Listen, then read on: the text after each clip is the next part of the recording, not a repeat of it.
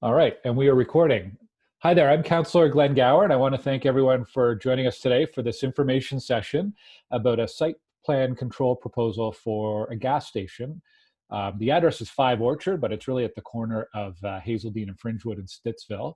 I want to start by just introducing you to all the faces you see on your screen. We've got a lot of people participating today, and we're going to be hearing from many of them as we go. So I'm going to start in the in the order that I see them on my screen in the upper left. If you could just say your name and where you're from and your role in this particular project. So the first person on my screen is Bibi. Hi, my name is Bibi Map and I work for AECOM. I'm the permitting manager representing Shell and working with WSP on this project. And I'll be coordinating any comments coming in with regard to the approval process. Thank you. All right, thanks for joining us. Nadia. Good afternoon, everyone. My name is Nadia DeSanti. I'm a senior project manager at WSP. I'm a professional registered planner in Ontario. My role on the project is to, with my colleague Michael Hanifi, is to obtain site plan approval and be client liaison, and happy to be part of this meeting this afternoon. Thank you. Thanks. Colette. Hi there, I'm Colette. I'm a planner with the City of Ottawa, and I am the file lead from the city's end on the site plan application. So I will be the approval person. All right, welcome. Véronique. Hello, I'm Véronique Bergeron, and I work with Glenn in Glenn's office, and I'm in charge of planning and development files in the ward in Stittsville. Michael. And today I'll be moderating the question panel. So I'll be receiving questions and asking them to the panelists. Perfect. Michael Hanifi, because we've got two Michaels today. Hi, Michael Hanifi. I'm from WSP. I'm a project planner. I'm working with Nadia DeSanti on this file. I helped prepare the planning rationale. All right. And Carrie. Hi everyone, my name is Carrie Morrison. I work with Shell Canada as an EPCM coordinator. Specifically, I'll be overseeing this file from now in permitting all the way through to construction and handover of the site. So thanks for having us today. Thank you. Cody. Oh, Cody, you are muted. Can everyone hear me now? There you go. Yes, we can. Okay. Hi, everyone. My name is Cody Campanale. I'm a project manager with Campanale Homes. We are the landowner on which the site plan is located, and we will be doing the subdivision application that this site plan falls into. Okay. Sarah. Good afternoon, everyone. My name is Sarah McDonald, and I'm a transportation engineer with WSP, and I prepared the transportation impact assessment for this development. All right. And Michael Isaac. Hi, my name is Michael Isaac. I'm with AECOM. I am the design manager for this project, so all design inquiries will go through myself and Bibi. All right. Well, quick overview of how today's going to work. We have obviously a number of people here. We're going to start with a brief presentation from Colette Gorney from City of Ottawa about the site plan control process and timelines and what this whole application, where it falls within the city's planning process. And then we're going to give the applicants, the builders, a chance to present what they have proposed here. So that'll be Nadia and Michael leading that. And then we're going to have a chance for Q&A from anyone who's tuned in today. If you are tuned in, if you look on the bottom of your screen, there is a button for Q&A. So if you have any questions as we go through, please just click on that button and you'll see where you can enter your question. And Véronique from my team is going to be moderating questions for us today. So when we get to the Q&A part, she'll be reading out your questions, and then we'll be directing them to the appropriate person on the panel here to answer. We are right now live on Zoom, and we've got a thunderstorm watch in effect. And I always say this: we're live. We don't know what's going to happen. We could have kids and dogs and pets running through. We could have internet issues. We could have power outages. You name it, we could have it. We're just going to do our best and hope that if you're watching today, have some patience with us, because you never know when we might have some unexpected technical difficulties or otherwise. I want to say too, before we start, just as an introduction, So this is a proposal for a gas station at the corner of Hazeldean and Fringewood. We've posted information about this probably about 2 months ago. And I think the most frequent question that I've received so far is, how is the city allowing a gas station to be built here? Or feedback saying, we don't want a gas station. I want to make it clear from the outset, this meeting isn't about whether or not a gas station should be allowed. The zoning along this part of Hazeldean Road allows for a gas station. What we're looking at here is really some of the details around it. We'll probably talk about it later on in the call about why there's a market need for a gas station. But I think a simple way to put it would be, we still drive a lot of cars in Stittsville. Although we're trying to make a shift over the next few years and decades to more transit use and more active transportation like bikes and bikes and walking rather, the reality is many people in Stittsville, most families own one car and many families own more than one. And as long as people have a need to fill up with gas, there's likely going to be a need for gas stations. So that's kind of a quick setup of why we're here today. The zoning along this stretch does allow for a gas station. What I want to make sure, and what my role as counselor, is that we're making sure residents know about this proposal, this application, making sure that concerns that you bring up are being addressed either by the applicant or by the city's planning process. And so we're here today to answer as many questions as you can and hopefully share some useful information about what is proposed. So with that, I would like to hand it over to Colette Gorney from the City of Ottawa. She is the planner on this file, and she's got a quick overview of what site plan control is actually all about. Colette, over to you. Okay, I shall share my screen.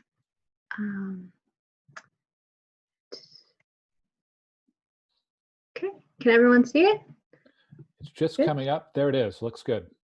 Okay, perfect. So just a brief overview of what site plan control is. So it's a tool used by the city to make sure that land development is designed appropriately, safe, functional, and minimizes potential impacts on neighboring properties. So like what Councillor Gower was saying, what we're looking at in this development is it's not whether a gas station is permitted, but kind of how to make it work the best on this site as it is permitted. And so site plan control is one of the application types where council has delegated approval authority to city staff. So once all the issues are resolved, we will prepare a decision report outlining whether approval is granted and any conditions. And then through this report, we'll also be addressing any of the concerns that come up today or were emailed throughout the commenting process. And so what's happened so far with the application is that it was submitted along with all the supporting studies and reports. And then we have at this point circulated it to technical agencies and staff for comments. And we have given those comments back to the applicant. And then, so the next kind of steps for this process are, we're still pretty early on, so we still have a few issues to resolve. And then once those issues are resolved, either through another review or maybe even a third review, then we'll finalize some conditions for approval and prepare the staff report and move forward. And then if it is approved, we will be sending out a notice of decision to all those who commented. And yeah, that's a brief overview. Thanks, Colette. I wanted to ask you a question, Colette, just for clarity. You said issues to be resolved. So for something like a site plan control, not necessarily for this one, but maybe if you have an example, that would be okay. But what's the kind of an issue that would come up that would need to be resolved in a site plan control? So in site plan control, we look at lots of different elements. So it could be things like engineering concerns. So if the servicing wasn't working for the site, or it was we were, say, needed an easement or something like that, then we could address that through a condition.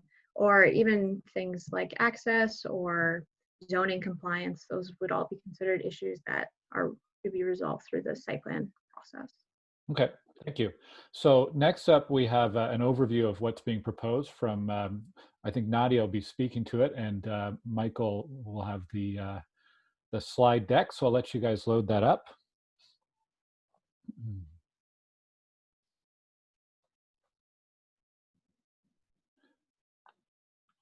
All right, and we can see it on the screen. Looks good. Great. Thank you, Councillor Gower. Again, my name is Nadia, and I'll be co-presenting with my colleague, Michael. I will be looking down at my notes. There's some details that I want to make sure that I present today. So if I'm looking down, it's just, I only have a laptop, so I need to rely on my notes in front of me. So really if we can just move to the next slide. Thank you. So today's presentation will be about 15 minutes. It'll be short. I'll review why we're having our meeting today, as Councillor mentioned, a little overview of the site and the team again from our side, the community engagement that's been done to date, site location, the proposed development, as well as the Ottawa official plan, and zoning bylaw framework. And then again, we're happy to answer any questions or comments at the tail end of our presentation.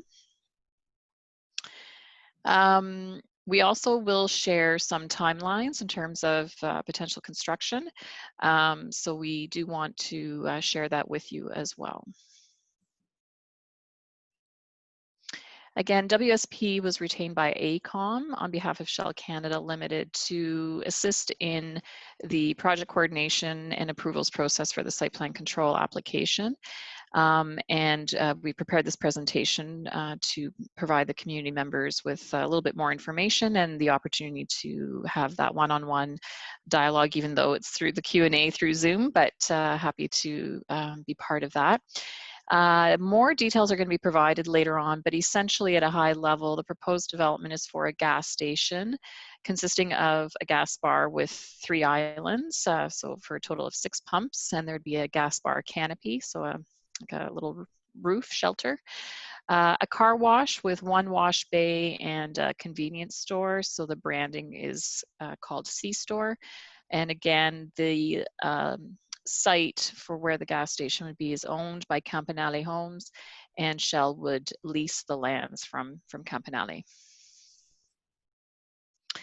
So the again, today's meeting is on the gas station, and the gas station is part of a larger subdivision approvals process, which Campanale has received. So they have received their draft plan of subdivision. There is a commercial block at the north end, so just south of Hazeldean Road, west of Fringewood, and Shell would lease a portion of those lands from Campanale. If we can move on to the next one. In terms of community engagement to date, Carrie Morrison from Shell is here and was part of these meetings back in September, where Shell and Campanale Homes met with the councillor and provided an overview of the full development, including the Shell gas bar site. And there were renderings of the proposed site plan provided at that time. And then earlier this year, Shell and Campanale Homes met with 4 residents of the Fringewood community, and some of the discussion points that were discussed included traffic concerns, landscaping requests, sustainability, and feedback regarding the type of retail dining that could be incorporated into the overall development. And then, of course, today is our virtual public meeting. Our live virtual public meeting. So this is my first live virtual public meeting. I'm going to turn it over to Michael to present the next 2 slides, and then I will come back. Thanks, Nadia. So the subject site is located at the southwest corner of Hazeldean Road and Fringewood Drive in the Stittsville area of the City of Ottawa. It's within Ward 6, which is Councillor Gower's ward. And the site is located in close proximity to various commercial, office, and residential uses. To the north of the site, there are various retail uses and restaurant uses. To the east of the site, there's various office and commercial uses. To the north, it's mainly residential uses of low-rise density. And then to the west of the site, there is various retail uses, particularly focusing on automobile service uses and shops, such as a car rental, a service station, and a car wash. So the proposed development, and I will speak to the details in the next slide, but this is the site plan that is on the city's dev apps. So this is what is proposed. And the next slide gets into the details of it. So essentially, as I mentioned, the proposed development consists of a gas bar with 3 islands or 6 pumps under a canopy, car wash with 1 wash bay, and a convenience store. Proposed development features 12 motor vehicle parking spaces. Of these 12 proposed spaces, 1 is a barrier-free parking space, so it'll be slightly larger, and 1 is a tire inflator parking space, so that's where you can use the pump to inflate your tires. And 2 are reserved as car care area parking spaces, so that's where you can use the machine to clean your car, the vacuum area. So that's what the parking spaces are attributed to. The proposed development will feature right-in, right-out access on Hazeldean Road. So that's approximately 50 meters west of the Fringewood Drive intersection. It will connect the subject site to the proposed commercial block, so further, the commercial block further west of the shell site of the overall subdivision. There will also be full movement access from Fringewood Drive, approximately 77 meters south of Hazeldean Road. One of the things I wanted to mention too is that through the site plan process, there will be a few zoning bylaw provisions, such as setbacks, that we'll need to likely seek, and that'll be incorporated with Campanale Homes overall rezoning for the land. So it's just to deal with setback provisions, which is typical with a site plan process. The other thing that I wanted to mention too is that the proposed development features a 3-meter paved dedication area and a 5-meter landscape dedication area to the south of the site. So that's an 8-meter width parcel of land that will be dedicated to the city. So that will be given over to the city, and the city will own and maintain that. The 5-meter landscape buffer will essentially provide as a space, a quite large space between the proposed gas station from the proposed residential uses to the south of the site. On the next slides, next few slides are some concept renderings. So right now, I'm going to ask Michael to be my pointer. So on the left-hand side, this is looking at the site, looking southeast. So at the bottom left is Hazeldean, and Fringewood Drive is right there where Michael's mouse is pointing. So you see the 3 gas bars with the canopy, that little sheltered roof, the convenience store, and then the wash bay, which is at the south. And then behind that, you see the 5-meter landscaped area. The rendering on the right-hand side is looking northeast. So Hazeldean is at the top of the rendering, and Fringewood is on the right-hand side. And then on the left-hand side, again, just a different vantage point. So this is that white van that you see that's on Fringewood Drive. So that's looking northwest. And then the rendering on the right-hand side is looking southwest. So Fringewood would be on the left-hand side of that rendering, and Hazeldean is on the right-hand side with the line markings. And then the last set of renderings is on the left-hand side from Hazeldean Road looking south. And then on the right-hand side, if you were to imagine standing on Fringewood Drive, looking north at the Fringewood Drive and Hazeldean Road intersection where the lights are. So I'm going to turn it back to Michael, who will go over some policy and regulatory framework. Thanks, Nadia. Yeah, I'll give a brief overview of the policy and regulatory framework that guide the proposed development, starting with the provincial policy statement, which is a provincial document that essentially guides matters of provincial interests in planning. So the proposed development is consistent with the PPS in that it supports the movement of people traveling to their destinations, enabling the community to efficiently use its land and resources. It provides goods and services and will be used as a linked trip to their desired destinations. It also provides a small amount of employment to the area and is compatible with other employment uses in the area. And lastly, it provides an essential infrastructure and a gas facility to support the current and projected needs of the community. Looking at the City of Ottawa's official plan now, the subject site is located within the city's urban boundary and is designated Arterial Main Street on Schedule B of the official plan. And under the official plan, new gas bars, service stations, automobile sales, and drive-through facilities are permitted uses. Further to that, the City of Ottawa has urban design objectives and compatibility criteria. Where applicable, the development has taken those into consideration, as well as the urban design guidelines for development along arterial main streets and the urban design guidelines for gas stations. In terms of the City of Ottawa zoning, the subject site is currently zoned Arterial Main Street Subzone 9, and in the Arterial Main Street zone, a wide range of uses are permitted, and that includes a car wash, a convenience store, and a gas bar.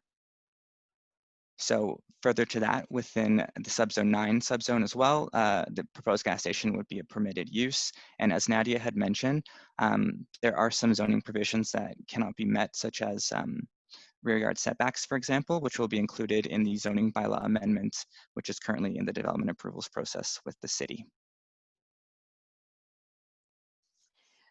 And finally, in terms of construction timelines for the Shell gas station, so looking at anticipated start of construction next July with an anticipated occupancy of December 2021.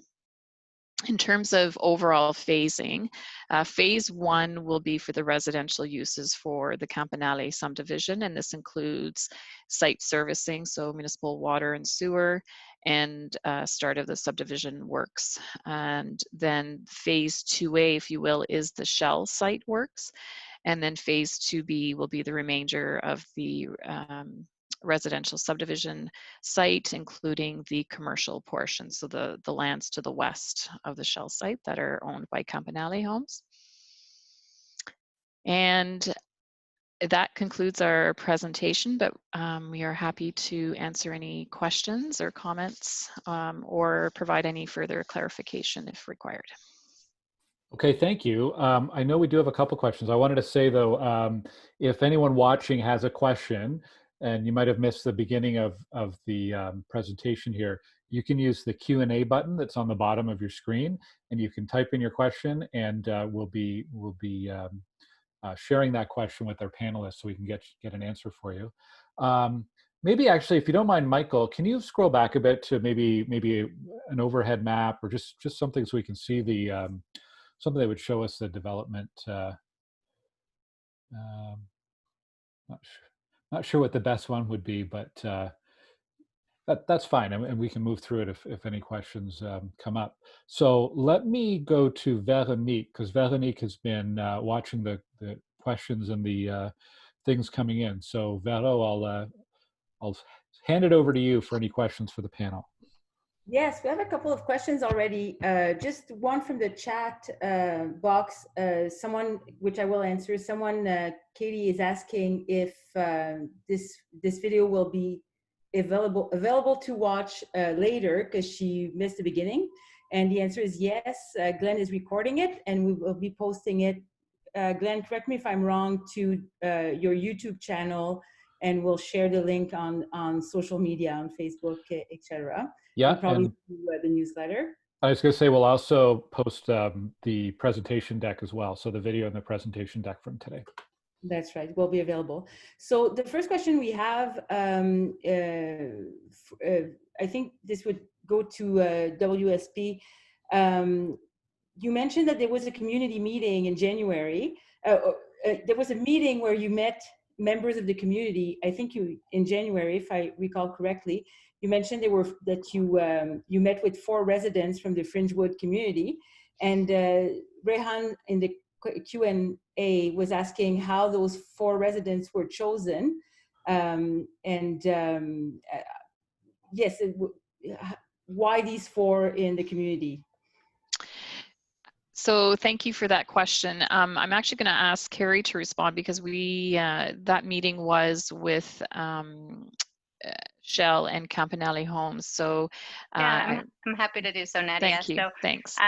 So following our September meeting with Councillor Glengower, he suggested that meeting with some members of the public might be helpful. So upon follow-up, he actually recommended some individuals based on their outreach in the community. So Councillor, I don't know if you want to speak to that a little bit more. I can. There's no formal community association in Fringewood. One thing though that we've done as a best practice is whenever there's a new development application in a neighborhood, we always encourage the applicants to meet with either a formal community association or with residents. And I'm trying to remember exactly the circumstances, but I think we reached out to a couple folks from the community who are sort of community leaders.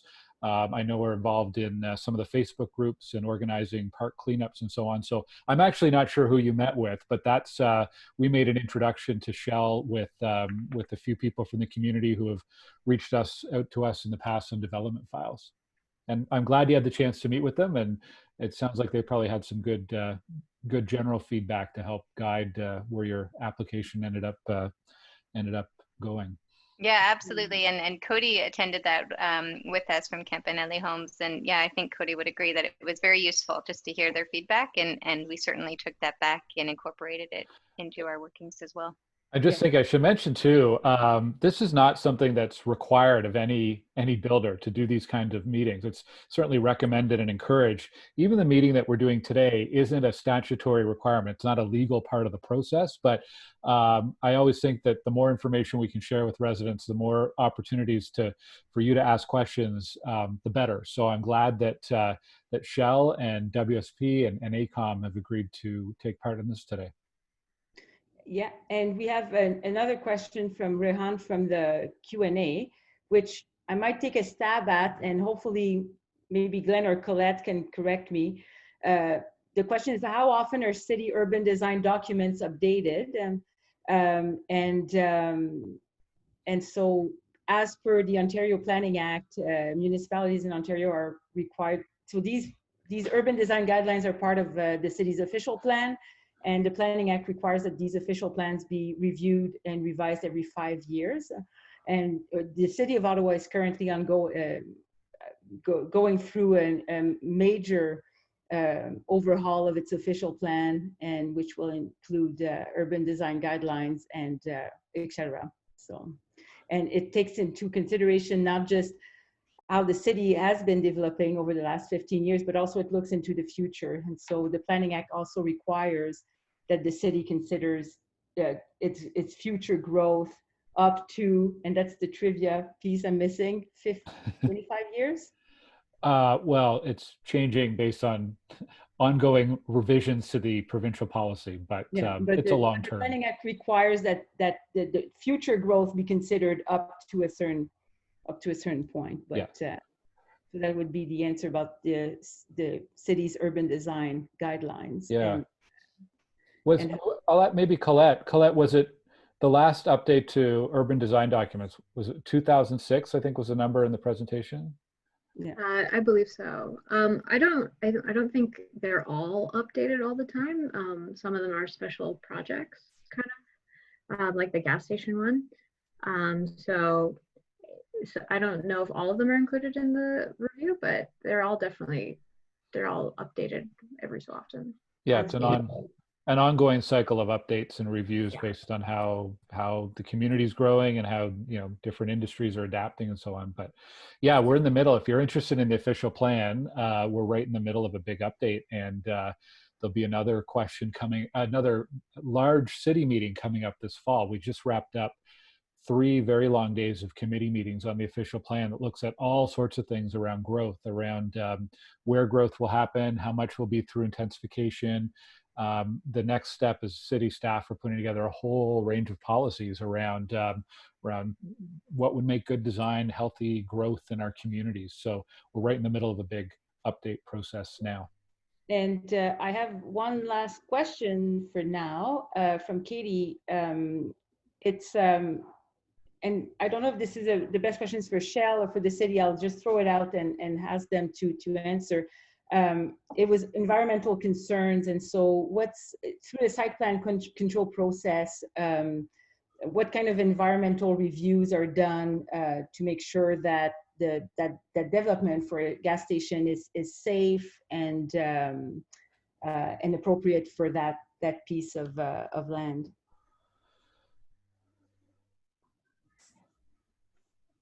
So I can speak to that just generally, and then I may hand it over to WSP or even ACOM potentially to get a little bit more into the nitty gritty of it. But we definitely are focused on choosing sites that are environmentally safe and ensuring that they stay that way. So a big part of our permitting process and part of site plan application is a study called the ESA 1, and it will have a phase 1 and a phase 2, and essentially making sure that the land there is free of contaminants, and that we then follow very strict processes internally through both the tanks that we install and the processes and our maintenance reviews to ensure that that land is kept that way.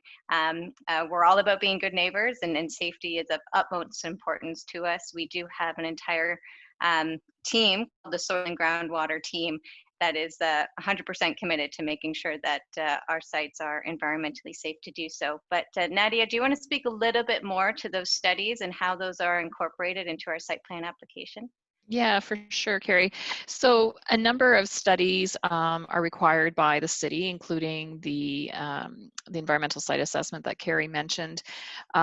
There's also a servicing study that speaks to how the site will be serviced with municipal water, sewer, how does stormwater management, so runoff on the site is handled. And there are a number of other studies that are provided. We have a tree conservation report that's that has been submitted. So all of these studies that are done by various firms are available on the city's website. One of the things that is done through a site plan control application process is what's called conditions. So there are a number of conditions that are put into a site plan agreement, which is a legal document, and that will get signed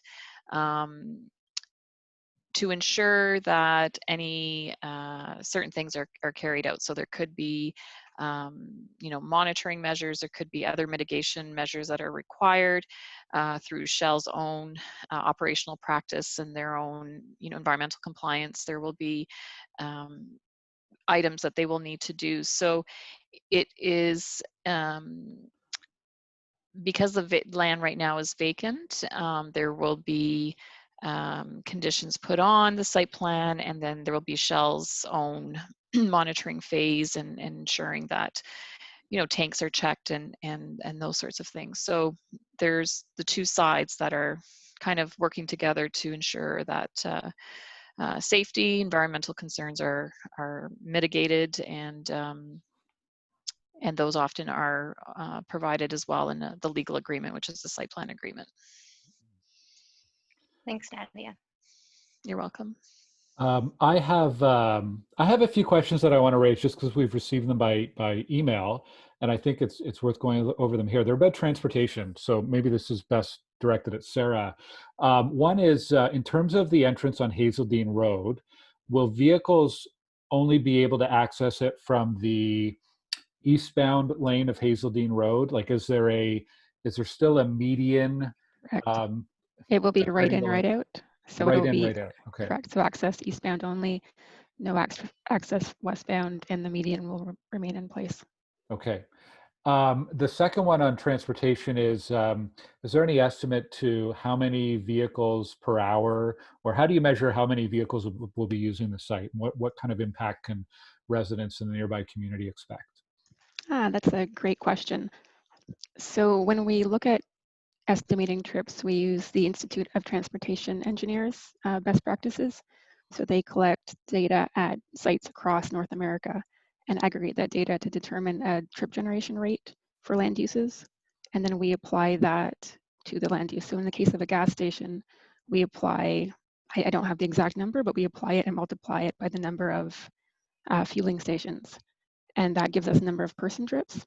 And then we estimate number of vehicle trips based on the surrounding area. So in Ottawa, the Trans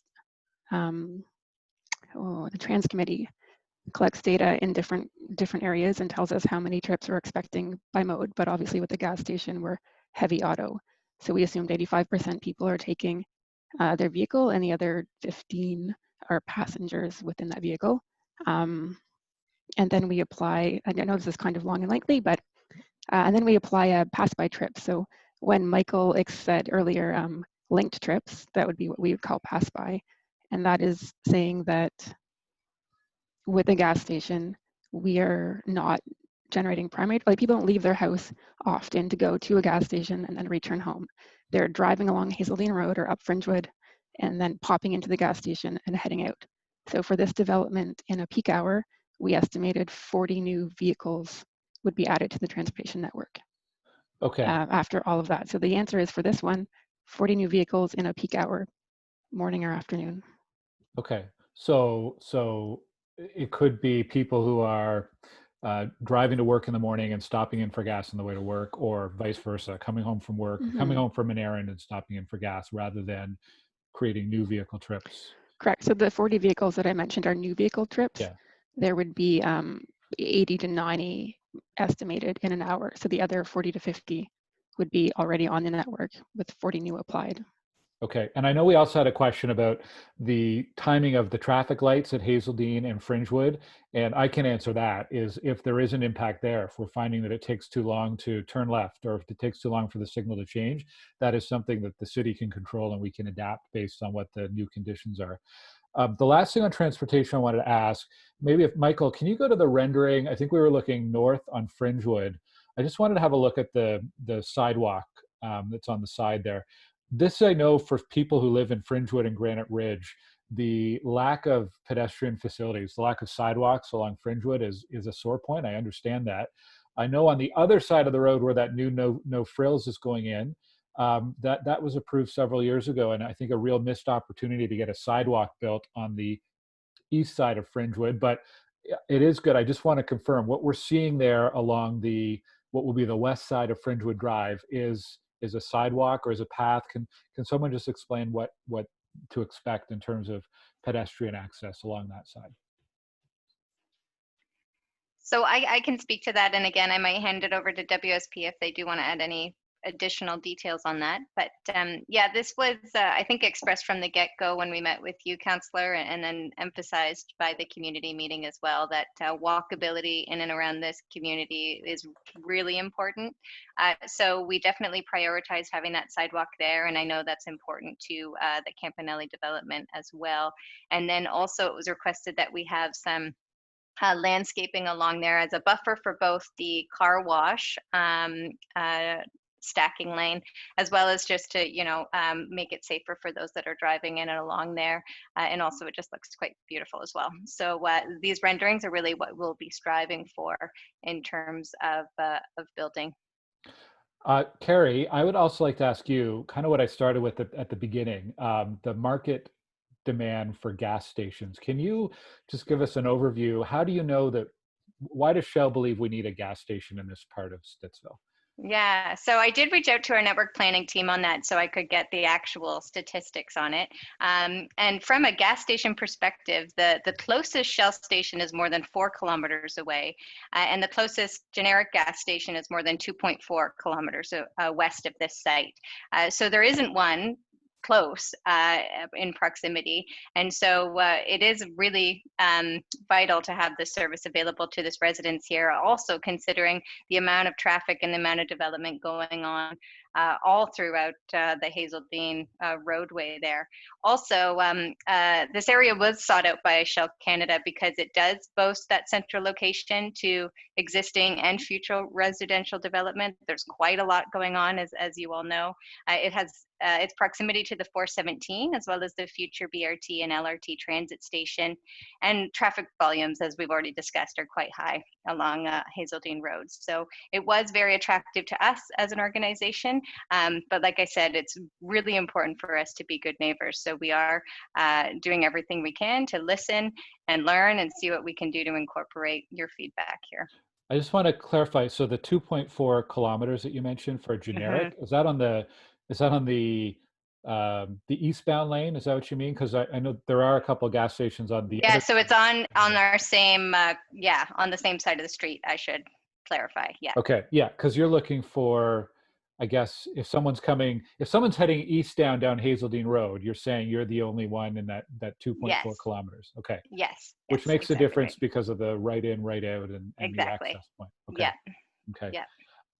If people wanted to see a close example, a close comparison to what the design of this proposed shell will look like, is there a shell nearby that they could look at as a comparison point to get an idea for the yeah, so we do have one currently in development right now. It is being built at Terry Fox and Canada Drive. So that one right now, you'll just see some dirt, unfortunately, but give us a few months and you'll see that come up, and it should look quite similar to this. It has, I think it's an E4, which means it has the 4 gas bars there. It also will feature EV, C-store, and a car wash as well. So it'll be a similar feel. Every layout is different for gas stations because of the size of the land, as well as any site plan issues that do come up and that require some changes, but it will certainly give you a feel for what we'll be striving for here. I'll also see if I can dig up some that are more recently built in the area and pass that on to you, Councillor. That way you can potentially share that as well if people are looking for one a little bit closer than the Terry Fox and Canada Avenue one. Okay, great. And one last question, and whoever would like to answer this, the car wash, what kind of noise could residents nearby expect from a car wash? So our car washes do have doors, and so that really does quite a bit to reduce the amount of noise coming from them. The way that this one is also positioned, it is away from residential, so it runs east-west versus north-south. So you'll find that that also does quite a bit to reduce the amount of noise. We do also do noise studies as part of our site plan application to ensure that it's not exceeding any requirements there at all, but we're also sensitive to it and know that it's something that people are worried about. So we're also, we'll look into reducing operating hours if it does become a concern, so we can make sure that it runs from 8 a.m. to 10 p.m. as an example, depending on if concerns do arise. Okay, well, I believe we've wrapped up all the questions. There will be people watching this in our archive on YouTube. Oh, do we have something? Sorry, someone just came up in the chat. Just give me a sec while I read it. Okay, I just saw it. While you're reading, I'll mention if you're watching this on YouTube and you have a question and you're not watching live, you can email my office, glenn.gower@ottawa.ca, and we'll be happy to pass on your feedback or your questions to city planners so we could get you the answers as well. Yeah. And this is a very good question, and I really thank you, Katie, for asking it, because I was going to ask it and I forgot. It was mentioned a couple of times in the presentation. I think this will be a question for Colette. It was mentioned a couple of times in the presentation that this is not a mandatory consultation, and what Katie understood is that consultation before development is not mandatory. And I would like you to make the distinction between applications that require public consultations and those who don't, because public consultation is mandatory for some. It's just that this particular meeting we're having at this point is not. So if we could clarify that for Katie and other people listening. So basically, not all applications are subject to, not all applications are subject to public consultation. So site plan particularly, there are applications considered complex and those considered standard, and that's determined based on the size and scope of the development. But really with site plan applications, there isn't a mandatory public meeting required, only in cases where the councillor requests it. So this is a situation in which Councillor Gower thought it would be a good idea to hold a public meeting to discuss this application.